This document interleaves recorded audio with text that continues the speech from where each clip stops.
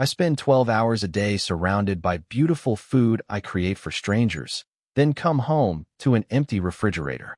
My son doesn't understand why Daddy cooks amazing meals at work, but we have nothing to eat at home.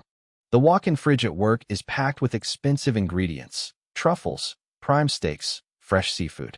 I handle thousands of dollars worth of food daily, then go home and eat rice with ketchup for dinner. My son asked me why we never have the fancy food I cook at work. I told him we're saving the good stuff for special occasions. He's 4.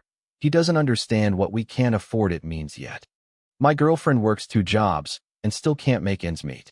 We play this game where we pretend we're not hungry so the other one will eat.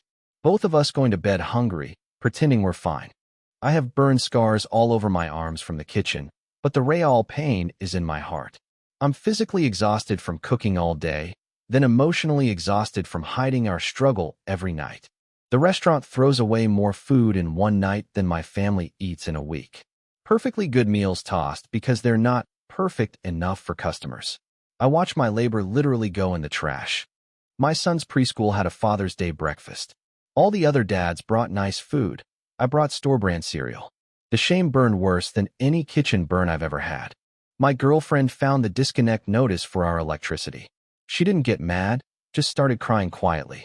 Her silent tears hurt more than any yelling ever could. We had our first honest money talk that night. I confessed about the payday loans, the maxed-out credit cards, everything. The truth was scary but also lifted this huge weight off my chest. My son asked if we were poor. His innocent question felt like a knife in my heart. I told him we're rich in love, but the words tasted like lies in my mouth. Legendary chef Sanchez visited our restaurant one night. He watched me work the line, saw how I moved with the food.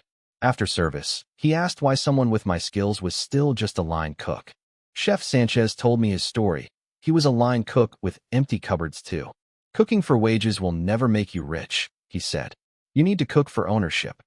He explained that my hands were my fortune, not my hourly wage. I had real skills people would pay premium prices for. I just needed to work for myself instead of the restaurant owner. My first private chef gig was for a small dinner party. 6 courses for 12 people at $100 per person. I made more in one night than a week at the restaurant. Word spread through Chef Sanchez's network. Soon I was booking multiple private events weekly. My girlfriend helped with scheduling and marketing. We became a real team building our future. We paid off our first payday loan. Watching that predatory debt disappear felt better than any compliment I ever got in the kitchen. The chains were starting to break. I quit my line cook job when my private chef income doubled my restaurant salary. The fear was real, but the freedom tasted better than any dish I ever created. Our refrigerator is full now, with food we bought with our own business money. No more empty shelves, no more pretending we're not hungry. Real food for our real family. My son helps me prep vegetables for our catering events now. He thinks it's a fun game, but he's learning about building something together. The cycle of lack ends with him. We bought our first professional kitchen equipment. Owning the tools instead of just using someone else's felt incredibly powerful. I'm building my own empire now. Chef Sanchez and I partner on large catering events now. The student has become a colleague. He says I cook with more heart because I remember the struggle. I hired my first assistant, a young cook from my old restaurant. Teaching him the business side feels like completing a circle. I'm creating opportunities now instead of just taking orders. We paid off all our debt, every credit card, every loan, everything. The feeling was more satisfying than any perfectly cooked meal I ever served. Real freedom has its own unique flavor.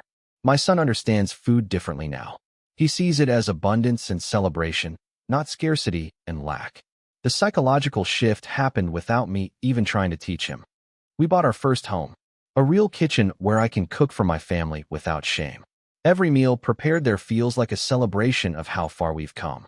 I still work in kitchens, but now they're my kitchens. The exhaustion feels different when you're building your own dreams instead of someone else's menu. The burns heal faster too. My girlfriend quit one of her jobs to help our business full-time. We work together now instead of barely seeing each other between shifts. Our relationship has never been stronger. We started a college fund for our son. Making that first deposit felt like breaking a generational cycle. He'll have options I never even dreamed were possible. I teach cooking classes at the community center now. Each student I help escape the line cook trap feels like healing another piece of my own painful past. The cycle breaks with each lesson. My hands are still covered in burned scars, but now they represent survival and strength instead of just pain. Each mark tells a story of overcoming, not just enduring. We had our first real family vacation. No checking work phones, no worrying about money. Just beach, laughter, and being present with each other. Financial freedom tastes like salt air and happiness. I still visit my old restaurant sometimes. The new line cooks have the same exhausted look I used to have. I smile knowing I built my own way out instead of just surviving the grind. Our business now employs 8 people from the restaurant industry. Each hire feels like pulling someone else out of the struggle I knew too well. We're building a different kind of kitchen culture. The line cook with empty cupboards learned that real wealth isn't about money. It's about feeding your family with pride, building something lasting, and breaking generational chains. My son thinks all dads are chefs who own their businesses. He has no memory of empty refrigerators or hungry nights. That innocence is the greatest success I could ever achieve.